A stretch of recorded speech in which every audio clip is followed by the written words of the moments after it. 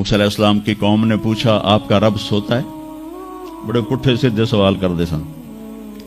ابھی فرعون کو ڈوبتے دیکھا سامنے اور فرعون کے لشکر کو ڈوبتے دیکھا. ابھی ان کے پاؤں گیلے تھے. چند قدم چلے تو آگے ایک بستی میں ایک بت تھا جس کی بستی والے پوجا کر رہے تھے. تو کہنے لگے موسیٰ اجعل لنا الہا کما لہم آلہہ. قرآن کی آیت ہے موسیٰ ایک ایو جا خدا سانو بھی لے دے اسی میں انہوں متھا ٹیکیے. انہوں نے کہا فٹے منہ توڑا وہ ہونے تو تسی ویکھیا کہ کیوں رب نے تھوڑی مدد کیتی ہے تو ہن پتھر دا بت منگدے پے ہو میرے کولوں. تو عجیب و غریب سوال کرتے تھے. تو کہنے لگے رب سوتا ہے؟ موسیٰ علیہ السلام نے ان کو ڈانٹ دیا. اللہ تعالیٰ نے کہا نہیں ایسا کر رات کو نا 2 پیالے لے کے کھڑے ہو جا پانی کے. خیال کرنا یہ پہلے گرنے نہ پائیں. موسیٰ علیہ السلام بڑے طاقتور ہستی تھے. وہ پہلے لے کے کھڑے ہو گئے. کھڑے کھڑے کھڑے کھڑے اونگ آنے لگی. ایک جھٹکا لگا سنبھال لیا. دوسرا لگا سنبھال لیا. تیسرا جھٹکا لگا تو پیالے گر گئے ٹوٹ گئے پانی بہ گیا. کہ موسیٰ سمجھانے کے لیے تھا اگر تیرا رب بھی سو جائے تو یہ زمین آسمان کے پیالے ایسے ہی ٹوٹ کے بکھر جائیں گے. لا تأخذہ سنۃ ولا نوم. لا تأخذہ سنۃ ولا نوم. نہ وہ سوتا ہے نہ وہ اونگتا ہے نہ وہ کھاتا ہے نہ وہ پیتا ہے نہ وہ روتا ہے نہ وہ حاجت مند ہے نہ اس کی کوئی عمر گزرتی ہے. وہ ہر قسم کے رنگ و روپ سے پاک ہے. ہر قسم کے زمان و مکان سے پاک ہے. ہر قسم کی حاجات سے پاک ہے. سب کو دیتا ہے لینے سے پاک ہے. سب کو کھلاتا ہے کھانے سے پاک ہے. سب کو مارتا ہے مرنے سے پاک ہے. سب کو سلاتا ہے سونے سے پاک ہے. سب پر حاوی ہے کوئی اس پر حاوی نہیں. سب کے اوپر چھایا ہوا ہے کوئی اس پہ چھایا ہوا نہیں. یہ ہمارے اوپر ہمارے نبی کا احسان ہے کہ بتا کہ اس کائنات کا بنانے والا ایک اللہ ہے. ایک صمد احد لم یلد ولم یولد ولم یکن له کفوا احد. الحمد لله الذي بعث في الأميين رسولا منهم يتلو عليهم آياته ويزكيهم. عزیز طلبہ و طالبات، آپ بہت کچھ یہاں پڑھ رہے ہیں اور ساری نسل ہماری یونیورسٹیز میں پڑھ رہی ہے. چند ایک ایسے سوال ہیں جن کا جواب دنیا کی کسی یونیورسٹی کے پاس کوئی نہیں اور بڑے سے بڑے اسکالر بھی اپنے علم سے اس کا جواب دینے میں بالکل انگوٹھا چھاپ ہیں کہ اس کائنات کو کس نے بنایا ہے. اس سوال کا جواب دنیا کے کسی علم میں نہیں ہے. ہم تو شکر مسلمان ہیں تو ہمیں ماں باپ کی گود سے ہی اللہ کا تعارف ہو گیا. بہت پرانی بات ہے. ایک چیکوسلواکین یہاں ملا تھا رائمنڈ میں آیا ہوا تھا. تو میں نے اس سے پوچھا کہ اس کائنات کا بنانے والا کون ہے کوئی پتہ ہے؟ کہنے لگا اسی کو ڈھونڈنے نکلا ہوں ابھی تک تو کوئی پتہ نہیں. پھر دوسرا سوال ہے کہ اس نے یہ کائنات بنائی کیوں ہے؟ وہ ہے کون؟ پھر اس نے یہ کائنات بنائی کیوں ہے؟ اس کا جواب بھی آپ کے پاس کوئی نہیں، کسی کے پاس بھی کوئی نہیں. پھر تیسرا سوال ہے میں کیوں پیدا ہوا؟ میں نے کوئی اپلیکیشن دی تھی؟ ان بچیوں نے کوئی درخواست دی تھی کہ ہم نے لڑکی پیدا ہونا ہے؟ یا ان بچوں نے کوئی درخواست دی تھی کہ ہم نے لڑکا پیدا ہونا ہے؟ یہ عورت بن رہی ہے، یہ مرد بن رہا ہے، یہ دیہاتی ہے، یہ شہری ہے، اور 7 ارب انسان ہیں. سب کی شکلیں مختلف ہیں، آنکھوں کا رنگ مختلف ہے، انگلیوں کے پوروں پر چھپا ہوا پرنٹ مختلف ہے. 7 ارب انسانوں میں سے کسی کا یہ پرنٹ کسی کے ساتھ نہیں ملتا. تو ایسا باریک بین کون خالق ہے جس نے ہم روشنی میں چیز بناتے ہیں اور اللہ تعالیٰ ماں کے پیٹ کے اندھیروں میں بناتا ہے. یخلقکم فی بطون امہاتکم خلقا من بعد خلق فی ظلمات ثلاث. پھر موت کیا چیز؟ کیوں مر جاتے ہیں؟ پیدا ہونے کی درخواست نہیں دی تھی، پیدا کر دیا. کیوں پیدا کیا پتہ کوئی نہیں. اب مرنا نہیں چاہتے، لیکن دائیں بائیں موت کے حملے ہو رہے ہیں. ایک دن مجھ پر بھی ہو جائے گا، آپ پر بھی ہو جائے گا، اور ہم ایک ماضی کی بھولی بسری داستان بن جائیں گے. تو مرتے کیوں ہیں؟ پھر کوئی جلا دیتا ہے، کوئی بہا دیتا ہے، کوئی مٹی میں ملا دیتا ہے، کوئی پرندوں کے سپرد کر دیتا ہے. پارسی وہ اوپر رکھ دیتے ہیں، گدھ آ کے کھا جاتے ہیں. تو یہ موت کیا چیز ہے؟ تھوڑا شروع میں میڈیکل میں نے شروع کیا تھا، تو پھر اللہ نے میرا راستہ بدل دیا. تو موت کیا چیز ہے؟ میڈیکل سائنس میں اس کے 200 جواب ہیں، 200، اور ایک بھی صحیح نہیں، سارے غلط، کیونکہ وہ انسانی عقل سے ہیں، تو نہیں پہنچ سکتے. پھر موت کے بعد کچھ ہے یا مر گیا اور مٹی ہو گئے؟ یہ چند سوال میں نے آپ کے سامنے رکھے ہیں، اور پوری دنیا کے انسانوں کو چیلنج ہے کہ اپنے علم سے جواب دو. کسی کے پاس اس کا جواب ہو. نیوٹن نے یہ کہا تھا کہ اس کائنات کو 4 فورسز چلا رہی ہیں. عبدالسلام نے، پاکستانی سائنسدان اور 2 امریکن سائنسدان، 1976 میں یہ ثابت کیا کہ اس کائنات کو 4 نہیں 3 طاقتیں چلا رہی ہیں. اسٹیفن ہاکنگ نے چند سال پہلے یہ ثابت کیا کہ اس کائنات کو ایک طاقت چلا رہی ہے. اس سے پوچھا گیا وہ اللہ ہے؟ کہنے لگا نہیں، وہ اللہ نہیں ہے. اس کے پاس وحی کا علم نہیں تھا. وہ اتنا ہی اندھا ہے جتنا ایک ان پڑھ اندھا ہے. تو اس سے پوچھا گیا کیوں؟ تو کہنے لگا پھر سائنس کی ترقی رک جائے گی اگر اللہ کو مان لیا جائے. تو یہ وہ سوال ہیں جن کو جواب ڈھونڈتے ڈھونڈتے عمر گزر جائے گی، آپ ڈھونڈ نہ پاؤ گے. اس لیے ایک بہت بڑا طبقہ ہے جو کہتا ہے اللہ ہے ہی کوئی نہیں، یہ سب کچھ آپ ہی بن گیا ہے، اپنے آپ ہی بن گیا. عبد الخالق صاحب نے تو کچھ بھی نہیں کیا، مستریوں نے بھی کچھ نہیں کیا، یہ ہال اپنے آپ ہی کھڑا ہو گیا اور کرسیاں بھی اپنے آپ بچھ گئیں.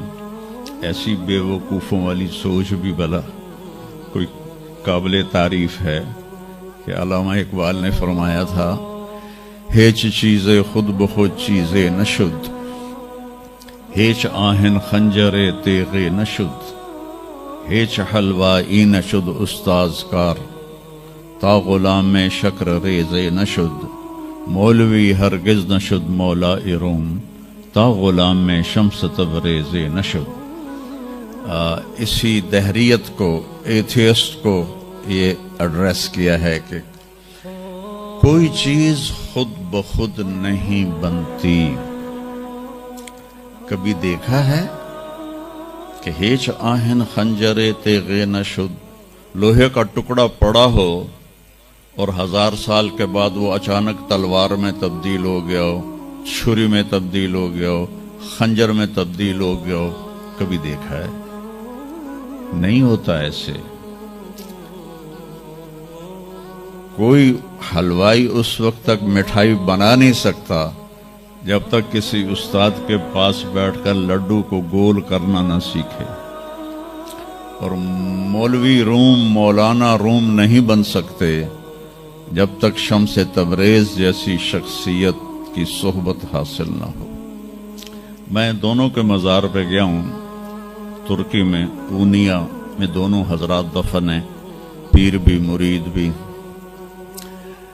مولانا روم کو آج شاید کوئی دھرتی پہ جانتا بھی نہ، اور میں اس یونیورسٹی میں ان کا نام بھی نہ لیتا۔ وہ ایک فلسفی عالم تھے اور منطقی عالم تھے۔ وہ دور تھا فلسفہ اور منطق کا، مسلمانوں نے قرآن و حدیث کا علم بہت پس پشت کر دیا تھا، اور جو فلسفہ اور منطق کے عالم ہوتے تھے وہ بادشاہوں کے دربار میں بڑی جگہ پاتے تھے۔ تو ان کے سامنے کتابوں کا ڈھیر تھا ان کے ساتھ، اور ادھر طالب علم بیٹھے تھے، انہیں وہ پڑھا رہے تھے، اور یہ کتابیں قلمی نسخے تھے، ہاتھ سے لکھے ہوئے۔ تو شمس تبریز رحمہ اللہ مسجد میں داخل ہوئے ننگے پاؤں، اور سفر کے آثار پگڑی پر بھی، کپڑے پر بھی۔ تو وہ بڑی سادگی سے پوچھتے ہیں کہ مولانا این چیست، یہ کیا ہے؟ وہ کتابوں کا ڈھیر۔ تو نے اس کو یوں دیکھا تو کہا تو ان پڑھ جائے چٹا انہوں میں کی جواب دے وہاں۔ کہنے لگے این است کہ تو نمی دانی، میرے پیارے یہ وہ ہے جو تو نہیں جانتا۔ تو ایک دم آگے بڑھے، کتابوں کو یوں دھکا دیا، ساتھ ہی تالاب تھا، ساری کتابیں تالاب میں چلی گئی۔ اب نیا پرنٹ نکالنا آج کل تو کوئی مشکل نہیں ہے، کوئی پریشانی کی بات نہیں، نیا پرنٹ مل جائے گا۔ جس نے ہاتھ سے سینکڑوں کتابیں لکھی ان کو تیرا بیڑا غرق، وہ ان پڑھ بندیا تو میری حیاتی برباد کر دیتی، نہ مراد ہوڑا میں دوبارہ کتوں لکھ کے لیاواں گا۔ وہ مسکرائے، حوض میں چھلانگ لگائی، اور ایک ایک کر کے ہر کتاب خشک ان کے سامنے رکھتے گئے، خشک، اس سے مٹی نکل رہی، سامنے رکھتے گئے رکھتے گئے رکھتے گئے، پورا ان کا جو ان کی لائبریری تھی وہ پانی سے خشک نکال کر ان کے سامنے رکھ دی۔ ہن ملا جی دی واری آ گئی، کہنے لگے این چیز وہ یہ کیا ہے؟ این چیز یہ کیا ہے؟ تو شمس تبریز بولے این است کہ تو نمی دانی، یہ وہ ہے جو تو نہیں جانتا، جس کو علامہ رحمت اللہ علیہ نے کہا مولوی ہرگز نہ شد مولا روم تا غلام میں شمس تبریز نشد۔ یہ ہمارے ملتان والے شمس تبریز نہیں ہیں، یہ شمس سبز واری ہیں۔ شمس تبریز تو وہ قونیہ میں ہے، دونوں کے مزار قریب قریب ہیں، ساتھ ساتھ ہیں۔ تو ایک طبقہ ادھر چلا گیا کہ آپ ہی بن گیا سب کچھ، ایک دھماکہ ہوا تھا اور ہر چیز بن گئی۔ وہ دھماکہ فرض کرو اگر یہاں کوئی ٹھا کر دے، ٹھا کچھ پٹاخہ ہی چھوڑ دے، تو آپ لوگ ان دروازوں سے کیسے نکلو گے؟ بھاگتے ہوئے کہ بڑے آرام سے؟ عبد الخالق صاحب دے تو ہی چڑھ کے جاؤ گے، ساڑی جان بچے۔ اور اگر میں یوں کہوں کہ گندم کا ڈھیر پڑا تھا، اس میں دھماکہ ہوا اور گندم اڑتی ہوئی بوریوں میں جا کے فکس ہو گئی، اور بوریاں سل گئیں اور ٹرک پہ چڑھ گئیں اور منڈی میں جا کے بک گئیں، تو تسی دو جتیاں مار کے میں باہر کر دے منا۔ ایک دھماکہ ہوا، وہ دھماکہ اتنا قابل تھا، اتنا علم والا تھا کہ اس سے دو طاقتیں پیدا ہوئیں، ایک سپیڈ کی اور ایک مقناطیس کی۔ تو اگر سپیڈ اور مقناطیس کی طاقت میں ایکوالٹی نہ ہوتی اور 1/10 خرب سیکنڈ، یہ آسٹریلین سائنسدان کی بات میں بتا رہا ہوں، ایک سیکنڈ کے تو 100 سے زیادہ حصے ہو نہیں سکتے، لیکن انہوں نے کہا فرض کرو اگر ایک سیکنڈ کے 1/10 خرب حصے ہوں، تو وہ 1/10 خرب حصے میں اگر تھوڑا سا رفتار اور مقناطیس کی طاقت میں فرق آ جاتا تو ساری کائنات ٹکرا جاتی۔ لیکن یہ اتنی سمجھدار، اتنی اعلیٰ پڑھی لکھی کائنات ہے کہ نہ رفتار زیادہ ہوئی کہ پھیل کے فنا ہو جائے، نہ مقناطیس زیادہ ہوا کہ سکیڑ کے پھر زیرو کر دے۔ تو اس بیلنس کو خود بخود قائم ہو جانا، اس تو وڈا کملا کوئی نہیں، بے وقوف کوئی نہیں جو کہتا سورج کا بھی ایک سسٹم بن گیا، چاند کا بھی بن گیا، گلیکسی کا بھی بن گیا، اور اپنا آپ چلے جا رہے ہیں چلے جا رہے ہیں چلے جا رہے ہیں، ایسے ہی رہیں گے، ہمیشہ رہیں گے۔ کچھ کہتے ہیں فنا ہو جائیں گے۔ یہاں انسان جاہل ہے، اس جہالت کو دور کرنا سب سے پہلا علم ہے۔ اگر مرتے ہوئے مجھے پتا چلا کہ یہاں تو معاملہ کچھ اور ہے، جو لوٹ آئیں تو کچھ کہنا نہیں، بس دیکھنا انہیں غور سے جنہیں راستوں میں خبر ہوئی کہ یہ راستہ کوئی اور تھا۔ چلتے چلتے پتا چلا کہ ہم تو کہاں پہنچ گئے، تو اس وقت تو پھر رب ارجعون کے نعرے قرآن کہہ رہا ہے، کہیں گے رب ارجعون، یا اللہ واپس کر دے، لعلی اعمل صالحا، میں بڑے اچھے کام کروں گا۔ اللہ نے کہا کلا، اب نہیں ہو سکتا ہے۔ تو نبی جو آتا ہے 1,24,000 نبی یہ علم لے کر آتے ہیں، اور وہ انسانوں کی اس جہالت کو دور کرتے ہیں۔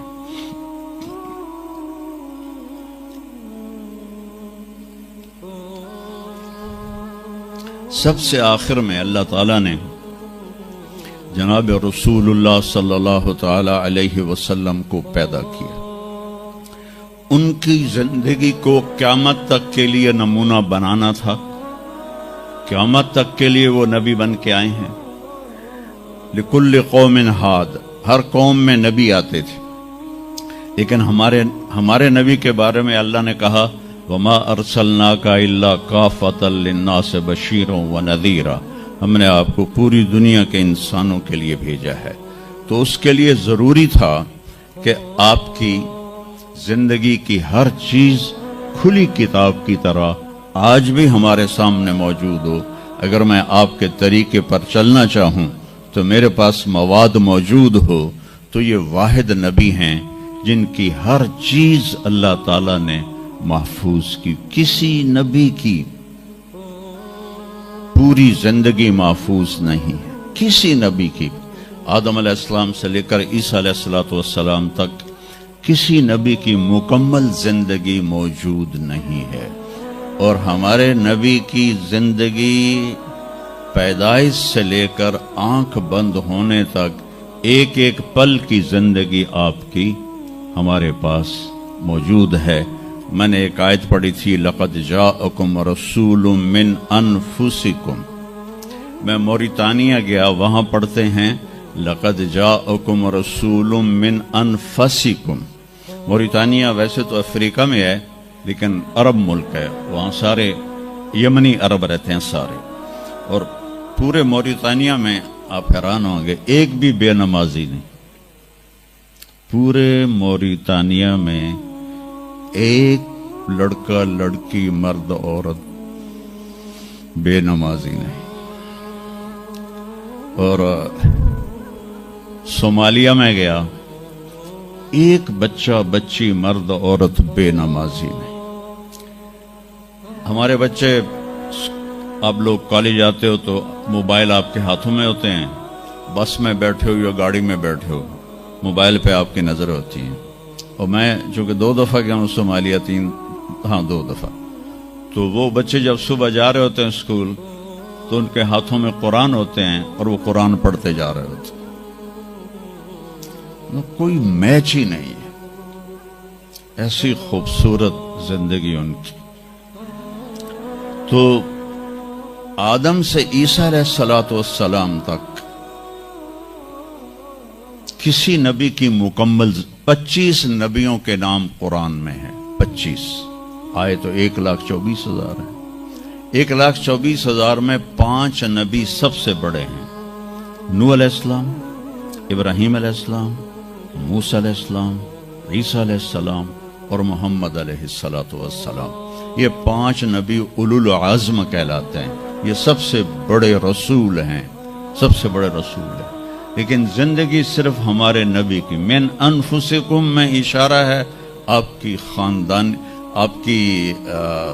خاندانی وجاہت کی طرف کہ آپ بنو ہاشم سے ہیں جو سب سے عالی خاندان ہے، اور آپ کا نسب آدم علیہ السلام تک محفوظ ہے، بے داغ نسب ہے۔ آپ نے فرمایا میں اپنے باپ، جتنے بھی میرے پیچھے باپ ہیں، کسی میرے باپ سے زنا ثابت نہیں ہے، میرے کسی باپ نے زنا نہیں کیا ہے۔ یہ نسل کی حفاظت کا نظام چلایا۔ ایک دفعہ میں نے نا ملتان کی ضلع کونسل سے اپنے تلمبہ ہمارا ہوم ٹاؤن ہے، تو اس کے گرد ہماری زمینیں ہیں، تو میں نے اپنے بزرگوں کے دیکھنے کے لیے نام شجرے، تو وہاں سے میں نے 3 لاکھ روپیہ دے کے تو وہ رجسٹر نکلوایا۔ 1874 کا رجسٹر تھا، تو اس میں 1874 سے پہلے کا تو لکھا ہوا نہیں ہے، بعد کا لکھا ہوا ہے آخر تک۔ تو اس میں 19 نام مجھے ملے، میں ان کو یاد نہیں کر سکا، حالانکہ میرے پیو دادے پردادے، لیکن میں یاد نہیں کر سکا۔ دہرانے کی کوشش کی، حافظہ بھی اللہ نے اچھا دیا، یاد نہیں ہوئی کہ اس میں وہ دلچسپی نہیں تھی۔ میں نے اپنے نبی کا نسب نامہ یاد کرنا شروع کیا، اس میں 90 نام ہیں، اور میرے دل میں تھا کہ میں روضہ رسول کے سامنے کھڑے ہو کر آپ کو سلام پیش کروں گا، آپ کے نسب کا پوری پیڑھی، ہماری پنجابی میں پیڑھی کہتے ہیں، پوری پیڑھی پڑھ کے میں آپ کو سلام پیش کروں گا، کیونکہ ہمارا کلچر ہے، ہم لوکل لوگ ہیں، ہم مائگریٹڈ نہیں ہیں، نسلوں سے آباد ہے اور زمیندار ہیں۔ تو ہمارا ایک کلچر ہے کہ ہمارے مراسی ہوتے ہیں، وہ آ کے ان کا کوئی کام نہیں ہوتا، سرداریاں قائم، دیر آباد، میاں طارق جمیل دے، میاں اللہ بخش دے، میاں نیت علی دے، میاں گانے دے، میاں جہانے دے، اگو مینوں بھی نہیں پتا، وہ پڑھی جاندے اور وہ لے کے جاتے ہیں دانے، لے کے جاتے ہیں پیسے، ان کی بچیوں کی شادیاں کرواتا ہوں، بیمار ہو جائیں علاج کرواتا ہوں، اور کام وہ دھیلے کا نہیں کرتے۔ ایک مراسی اپنے بیٹے کو لے کر آ گیا، میں ڈیرے میں تھا، کہنے لگا میاں صاحب، ہمارا ٹائٹل وہاں میاں صاحب میرے پوتر نو نوکری لوا دی۔ میں آخیا کدی مراسیاں نوکری کیتی ہے پہلے؟ کہنے لگا بھوکے مر گئے ہیں، دیرے اجڑ گئے ہیں، زمیندار شہرانو بڑھ گئے ہیں، تاتھو سوا کوئی سانو خیرات ہی نہیں لبدی، تو چلو کوئی نوکری کر لوے۔ میں نے اس کے سامنے بیٹھے فون ملایا، فاطمہ شوگر مل کے جو جی ایم تھے، میرے دوست تھے، میں نے کہا ایک بچہ بھیج رہا ہوں، رکھ لو۔ انہوں نے کہا بھیج دیں، لیبر میں رکھ لوں گا۔ تو میں نے اسی طرح کہہ دیا چاچا انہوں لے جا، لیبر اچ رکھ لے سن، بھلا ہوئے سرداریاں قائم۔ چوتھے دن دونوں پھر میرے ڈیرے پر، میں کہا تینوں تو مظفر گڑھ بھیجے آئی تو واپس کیوں آ گیا؟ تو اس کا باپ کہتا ہے میاں صاحب میں سمجھا لیبر کوئی وڈا افسر ہوندا ہے، تو میرا پتر افسر ہو سی، انہیں تو بوریاں چوا چوا چوا دی کنڈ بن چھڑی۔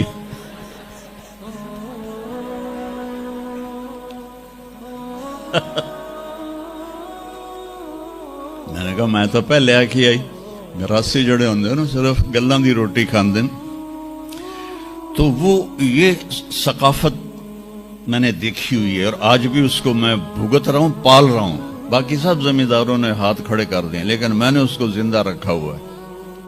من انفسکم لقد جاءکم رسول من انفسکم۔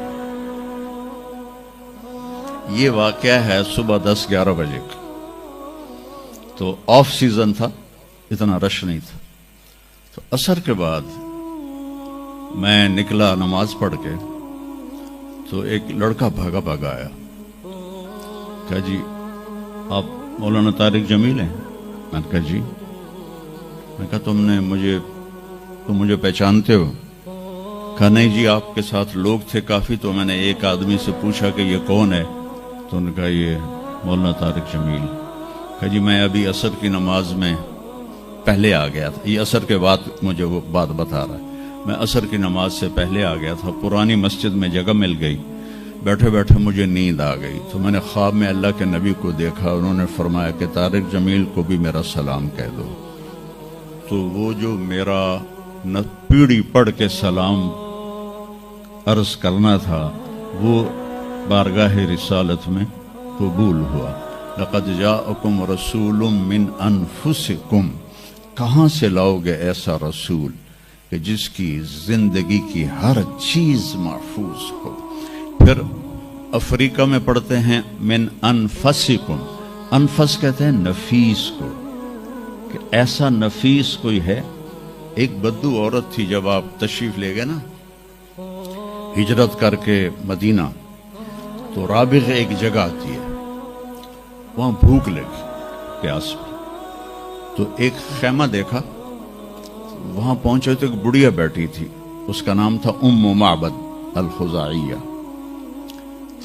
تو آپ نے سوال کیا, ماں جی ہم مسافر ہیں, کوئی کھانے کو ملے گا؟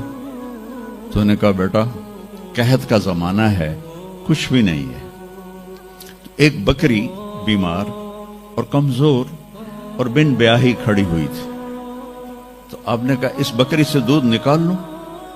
تو اس نے ایسے بڑی حیرت سے دیکھا کہ یہ عرب ہو کہ ایسی بات کر رہا ہے کہ اس بکری سے دودھ نکال لوں.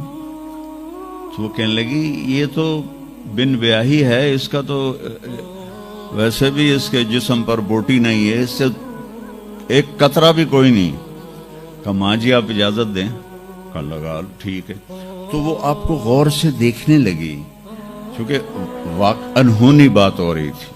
آپ نے اتنا بڑا وہ تھا برتن, وہ آپ نے لیا اور اس کے تھنوں کو یوں ہاتھ لگایا تو وہ چھلک کے مشکیزے کی طرح نیچے آ گئے, اور آپ نے دودھ نکالا, وہ فل ہو گیا.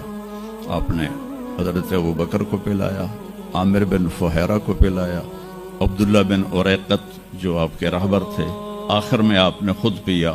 پھر دوبارہ نیچے بیٹھے اس کے, اور پھر نکال کے پورا وہ جگ بھر کے رکھ کے دے آئے. بکری کی عمر ہوتی ہے 7 سال. 7 سال تک یا ذبح ہو جائے یا وہ از خود مر جائے گی. بہت کم ہوتا ہے کہ کوئی بکری 7 سے 8 سال ہو جائے. یہ اس بکری کو میرے نبی کے ہاتھ لگے تھے. یہ بکری 22 برس زندہ رہی, 22 برس, اور اس کو ذبح نہیں کیا گیا, یہ مر گئی, خود ہی مر گئی. وہ نبی کے ہاتھوں کی برکت. شام کو اس کا خامد آیا ابو معبد, نے کہا یہ دودھ کہاں سے؟ تو ام معبد کہنے لگی اس بکری سے. پاگل ہو گئی ہیں, یہ بکری تو دے سکتی ہے. کہ میں بھی یہ سمجھ آئی نہیں دین دی, پر کوئی جادوگر آیا ہے, وہ ہاتھاں دی کرامت آئی ہے, جگ بھریا پیا. کہنے لگا ان عتیلی, مجھے اس کی صورت بتا, وہ کیسا تھا. مجھے لگتا ہے یہ وہ قریشی ہے جس کی خبر مشہور ہو گئی ہے کہ وہ مکہ چھوڑ کے مدینے جا رہا ہے. تو اب وہ بولی, ترجمہ بعد میں کروں گا, اب الفاظ کا ردم اور اس میں جو موسیقی ہے اس کو آپ تھوڑا محسوس کیجئے گا. رأیت رجلا ظاہر الوضاء ابلج الوجه حسن الخلق لم تعبه ثجلة لم تزری به سعلة وسیم قسیم في عینیه دعج في اشفاره وطف في صوته سحل في لحيته كثافة في عنقه سطع. اذا تکلم علاه البهاء واذا سکت علاه الوقار من انفسکم. میں نے ایک شخص دیکھا, مجھے یوں لگا جیسے 14ویں کا چاند ہی کپڑے پہن کے زمین پہ آ گیا ہے, ایسا دیکھا.